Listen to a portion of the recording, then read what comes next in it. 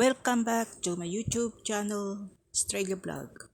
For today's video ay magluluto ako ng sinigang na dalag.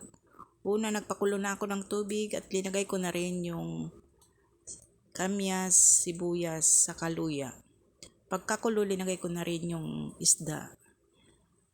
Takpan muna natin hanggang sa maluto.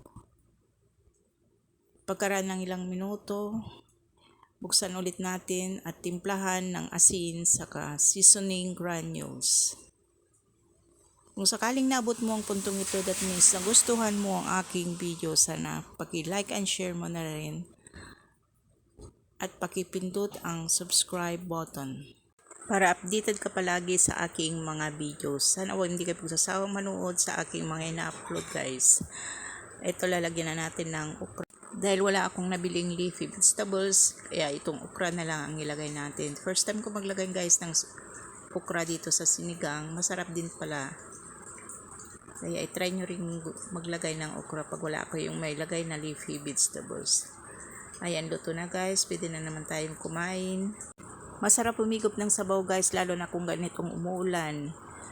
Kaya magluto na tayo ng may sabaw. Buti na lang may nagtinda kanina ng ganitong isda. Kaya makakaulam na naman ako ng ganito. Kasi sa bayan walang nagtitinda ng ganito. Bihira lang.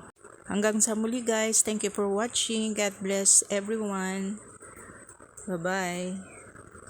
See you in my next videos.